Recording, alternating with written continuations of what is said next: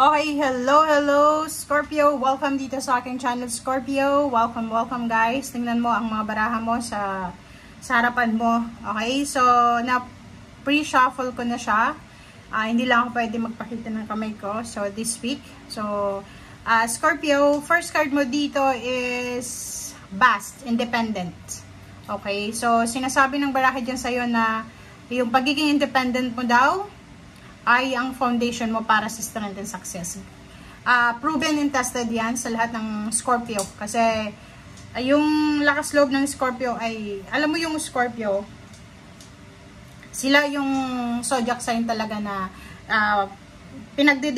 pinagdidibatihan yan. Okay?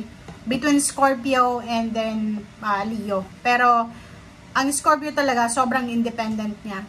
Yung Scorpio pwede siyang mabuhay sa kahit saang bansa. Adaptable ba? Flexible. Parang ganon. So, sinasabi dito Scorpio sa'yo na yung pagiging ganyan mo ay siya yung magiging foundation, rason, or puhunan mo para maging successful ka. Okay?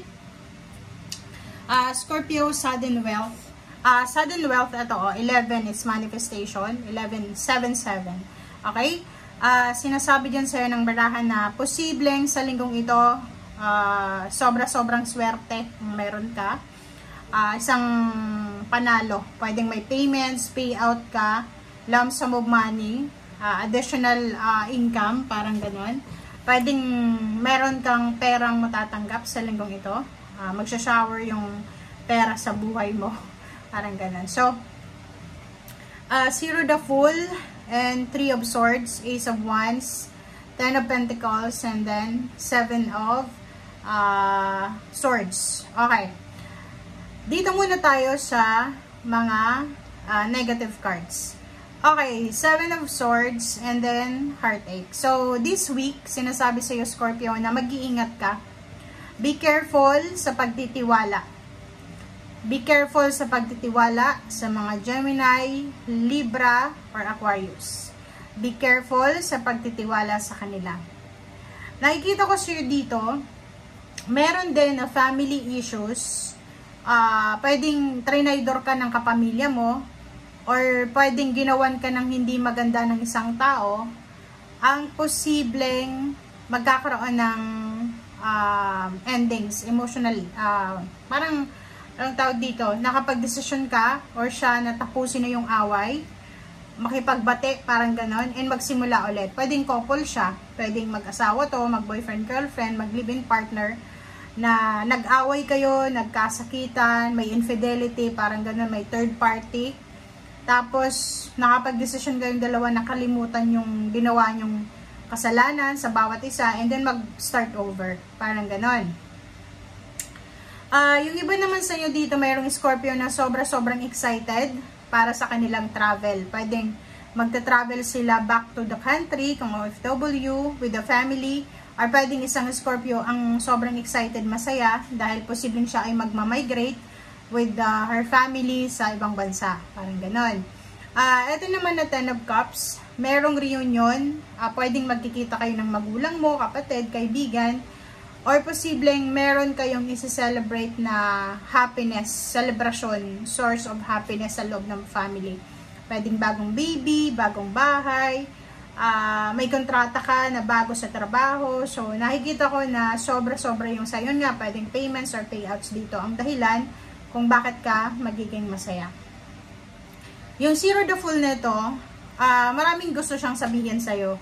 Pwedeng marami kang sisimulan, it's either new relationship, renewal of relationship, it's either new job, it's either new house, new member ng family, new babies, new place, and posibleng makikita mo na kung sino yung mga trader sa buhay mo, parang ganon. And nakikita ko siya dito na this week, magkakaroon ka ng pagkakataon para maibalanse yung mga dapat balansehin, lalo na sa financial mo.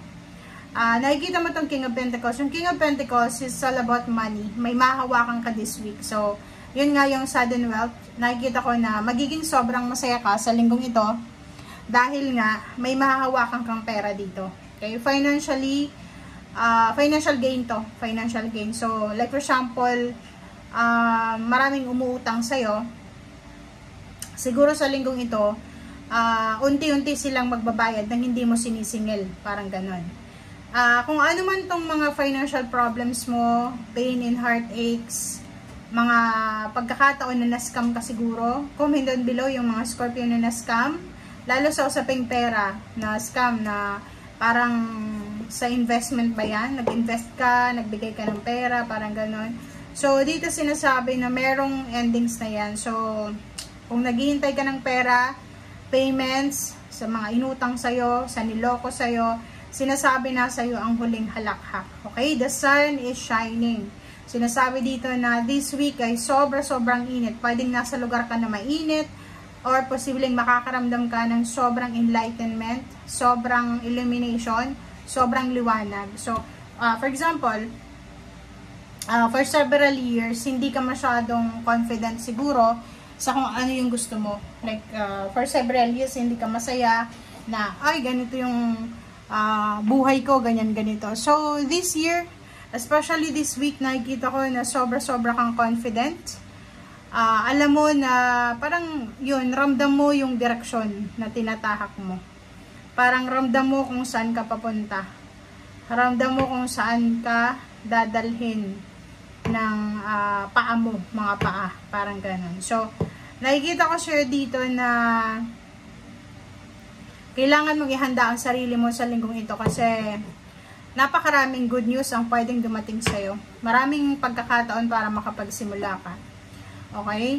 So, halimbawa, ang dami-daming offers na ibibigay sa'yo ng universe this week, maging careful ka. Dahil nakikita ko yung excitement mo dito eh. Sobrang excited ka. Excited, masaya ka eh. So, nakikita ko sa'yo dito na kailangan mong maging matalino. Kailangan mong maging careful sa mga choices and option natin sa linggong ito. Okay, and congratulations din doon sa mga Scorpio na marami kayong isa-celebrate emotionally. Lalo yung iba na unexpected pregnancy, unexpected job offer, unexpected launch ng business, unexpected na investment, or unexpected travel. Okay? Basta masaya to. Sobrang saya ng linggong ito para sa'yo, Scorpio. Okay? So, yun. Maraming salamat sa panunod, Scorpio. I hope na makuha mo yung energy na to. Ikaw lang ata yung pinaka-swerte ngayon sa linggong ito. Yun lang nakikita natin. And yun, yung energy mo ay pwedeng dala-dala pa ng Chinese New Year. Kasi yung Zero the Fall, pwede siyang Chinese New Year eh. Energy na pinagsasabihan ka na hindi huli ang lahat, hindi pa huli ang lahat. Araw-araw pwede kang mag-wish, mag-manifest, makapagsimula ng bagong. Okay? Thank you guys. Bye!